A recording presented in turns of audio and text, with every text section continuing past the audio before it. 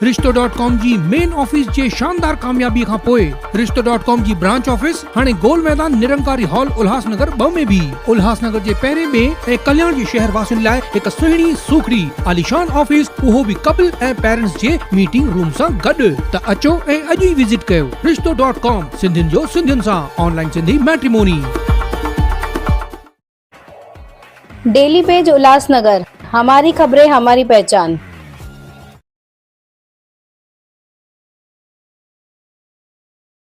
उल्हासनगर शहर वाहतूक विभाग की तरफ से रास्तों पर अवैध रूप से खड़ी 100 से 150 गाड़ियों पर दंडात्मक कार्रवाई। अब रास्तों पर अवैध रूप से गाड़ी खड़ी करने वालों की खैर नहीं। उल्हासनगर शहर वाहतूक पुलिस विभाग के वरिष्ठ पुलिस निरीक्षक अविनाश बहामरे और उनकी टीम की तरफ से उल्हासनगर 3 स्थित काजल पेट्रोल पंप से विट्ठलवाड़ी रेलवे स्टेशन की तरफ जाने वाले रास्ते पर अवैध रूप से खड़ी 2 चक्का वाहन, 3 चक्का वाहन, 4 चक्का वाहन ट्रांसपोर्ट की बड़ी गाड़ियों पर दंडात्मक कार्रवाई की गई। साथ ही विट्ठलवाड़ी रेलवे स्टेशन से रिलायंस पेट्रोल पंप की तरफ जाने वाले रास्ते पर अवैध रूप से खड़ी गाड़ियों पर दंडात्मक कार्रवाई की गई। वहीं इसी कार्रवाई के दौरान वाहतूक विभाग को कुछ गाड़ियों पर संशय हुआ और उन गाड़ियों पर कार्रवाई कर कुछ गाड़ियों को वाहतूक विभाग द्वारा हिरासत में लिया गया। साथ ही इस रास्ते के ठेकेदार को जल्द से कार्य पूरा कर दोनों तरफ के रास्तों को जनता के आगमन के लिए शुरू करने का आह्वान वाहतूक विभाग के वरिष्ठ पुलिस निरीक्षक अविनाश बहामरे द्वारा किया गया है। वहीं वाहतूक विभाग के वरिष्ठ पुलिस निरीक्षक अविनाश बहामरे ने बताया कि यह कार्रवाई लगातार जारी रहेगी, इसीलिए लोग अपनी गाड़ियों को अवैध रूप से रास्तों पर खड़ी ना करें। वहीं कार्रवाई के दौरान ये भी देखने को मिला कि कई दुकानदारों द्वारा अपनी 2 व्हीलर और 4 व्हीलर अपने दुकान के बाहर अवैध रूप से खड़ी की थी, जिनको वाहतूक विभाग द्वारा नोटिस देकर चेतावनी दी, अन्यथा उनके ऊपर भी अगली बार दंडात्मक कार्रवाई की जाएगी।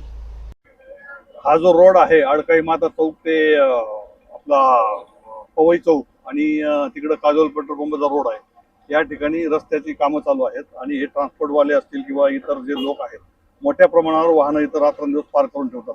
खूप साऱ्या तक्रारी आहेत, आम्ही वेळोवेळी त्यांना सूचना पण दिलेल्या आहेत, केसेस पण करतोय, परंतु त्याचा काही परिणाम होत नाही। म्हणून आम्ही आज आमचं जवळजवळ 15 लोकांचं पथक या ठिकाणी आणलेलं आहे आणि आम्ही जवळपास 125 ते 150 केसेस केलेल्या आहेत आणि संबंधित जे ट्रान्सपोर्टवाले आहेत त्यांना आम्ही नोटिसा दिलेल्या आहेत की याच्या पुढं इथं कोणत्याही पद्धतीनं तुम्ही वाहन पार्क करू नका। रात्री जे आहे 11च्या नंतर पार्क करा आणि सकाळी 6च्या अगोदर काढून घ्या, जेणेकरून जे सर्वसामान्य नागरिक आहेत त्यांना तो त्रास होतोय तो होणार नाही। आणि त्या ट्रकांच्यामुळे इथं रोजचं ट्रॅफिक जाम होतंय। तुम्ही बघत असणार की इथं रोज लोकांना अडचणी येत आहे, शाळेच्या पोरांना अडचणी येत आहे बसेस जायला।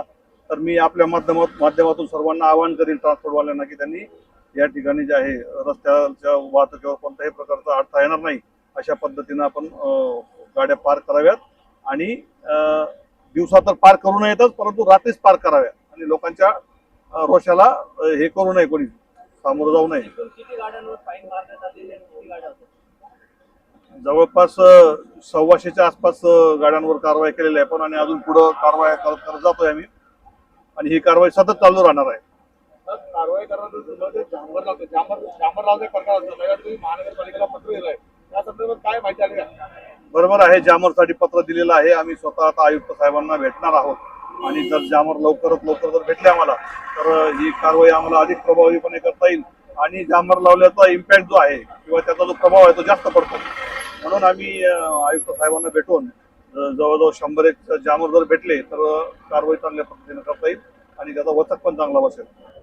काम झालेलं आहे आणि रस्त्याचं काँक्रीटचं काम करत ते काम ज्या पद्धतीने व्हायला पाहिजे ते होत नाही, अतिशय हळू पद्धतीने चालू आहे। तर मी संबंधित कॉन्ट्रॅक्टरला भेटून त्यांना सांगणार आहे की त्याच्यासाठी थोडा स्पीड वाढवा, जेणेकरून लोकांना जो त्रास होतोय रोजचा तो कमी कालावधीत जर काम झालं तर लोकांना वापरायला रस्ता लवकर मिळेल।